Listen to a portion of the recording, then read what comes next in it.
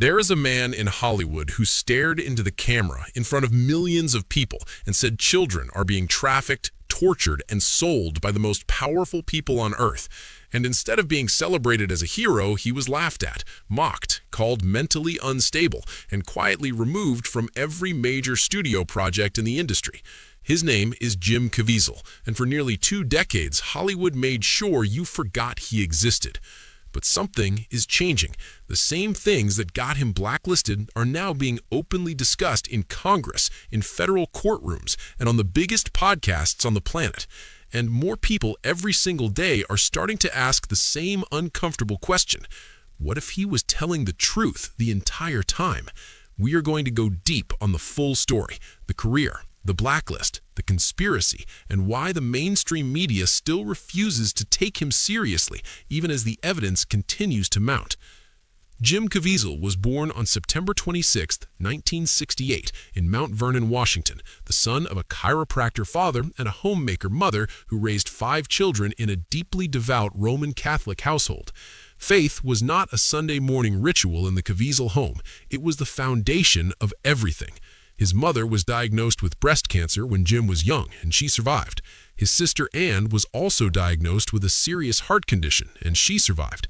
Jim grew up believing that miracles were real, that God was not a concept but a presence, and that life had a purpose beyond fame, money, and status.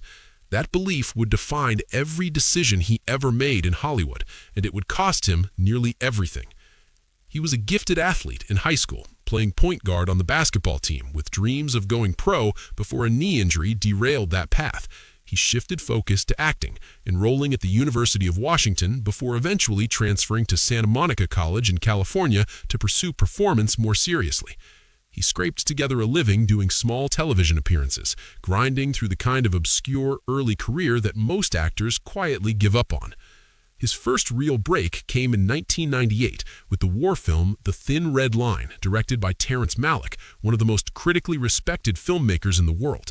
The film featured an ensemble cast, including Sean Penn, Nick Nolte, and Woody Harrelson, but Caviezel held his own, delivering a performance that earned him serious attention from the industry. He followed that with the sci-fi thriller Frequency in 2000, and then the critically acclaimed Angel Eyes in 2001 alongside Jennifer Lopez. By 2002, he was cast as the lead in the crime drama The Count of Monte Cristo, which became a box office hit and cemented him as a legitimate Hollywood leading man. He was on the trajectory, the kind of slow, steady build that serious actors work their entire careers for. And then Mel Gibson called.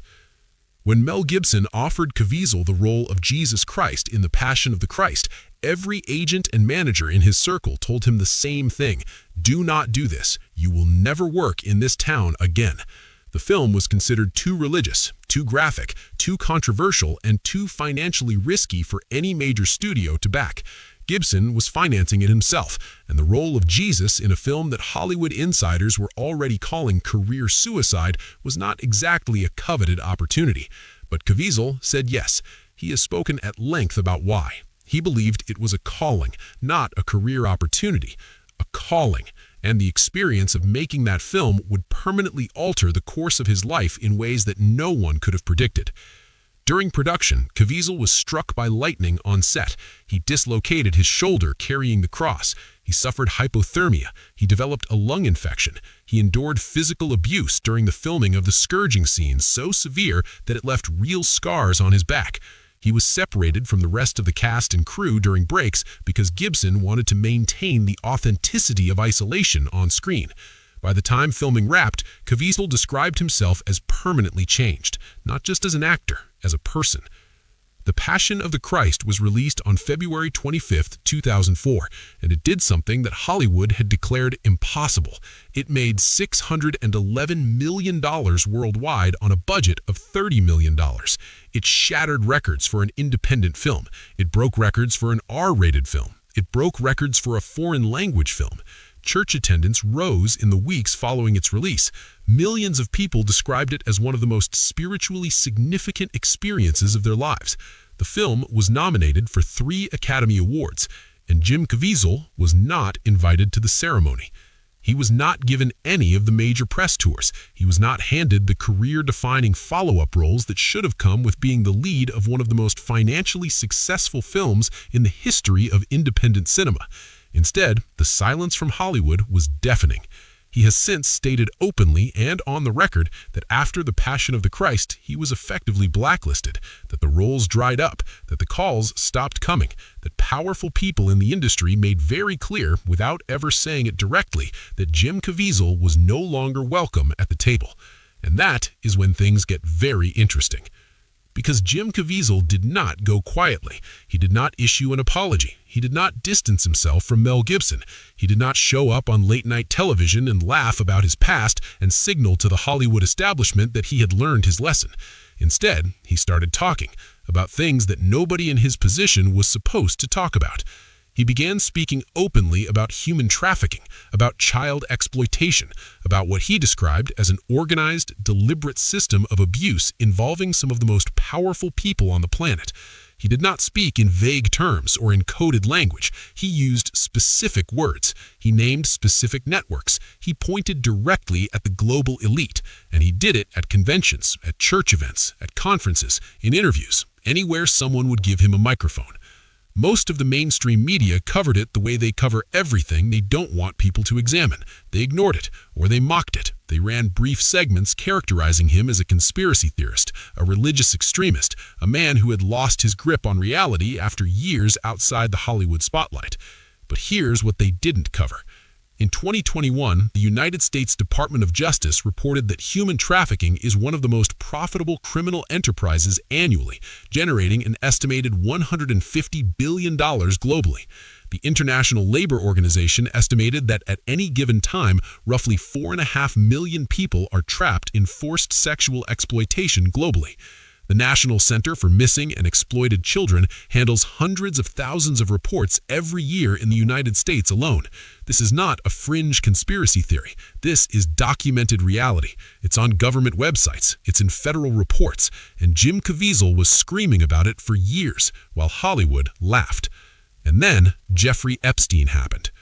When the Epstein story broke in 2019, something shifted in the public consciousness that cannot be overstated.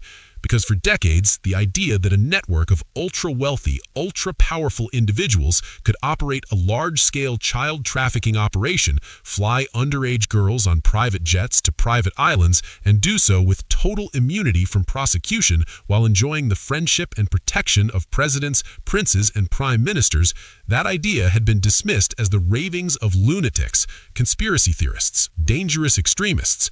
And then the federal government arrested Jeffrey Epstein, and the flight logs were real, and the island was real, and the names attached to that network read like a guest list at the World Economic Forum. And suddenly, everyone who spent 10 years calling Jim Caviezel crazy had a very uncomfortable question to sit with. What else did he know? Caviezel's biggest mainstream moment came in 2023 when he starred and helped produce Sound of Freedom, a film based on the true story of Tim Ballard, a former Homeland Security agent who left his government job to conduct a private operation to rescue children from sex traffickers in Colombia. The film was shot in 2018, but sat in distribution limbo for 5 years after Disney acquired Fox, the original distribution company, and quietly shelved it. It was eventually picked up by Angel Studios and released independently. The mainstream media response was immediate and coordinated. Critics dismissed it. Late-night television mocked it. Journalists wrote lengthy pieces arguing that the film was dangerous, misleading, and connected to QAnon. The Washington Post, the New York Times, and Rolling Stone all published pieces specifically designed to discourage people from seeing it. Ticket sales for the film were described by some outlets as suspicious, with theories circulating that conservative groups were buying up bulk tickets to inflate the numbers. Sound of Freedom made $250 million worldwide on a budget of $14.5 million. It outgrossed Indiana Jones and the Dial of Destiny on its opening weekend in the United States. It became one of the highest-grossing independent films in American history. The people who spent 5 years trying to make sure you never saw that film failed completely. And that matters beyond box office numbers, because what the media response to Sound of Freedom revealed was something deeply uncomfortable.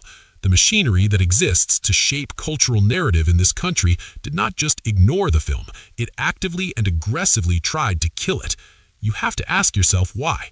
If the film is simply a low-budget thriller about a topic with no real basis in fact, why does it warrant coordinated hit pieces from the largest media organizations in the world?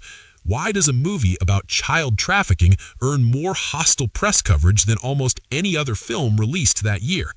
Jim Caviezel has his own answer to that question, and he has given it in full, on camera, multiple times.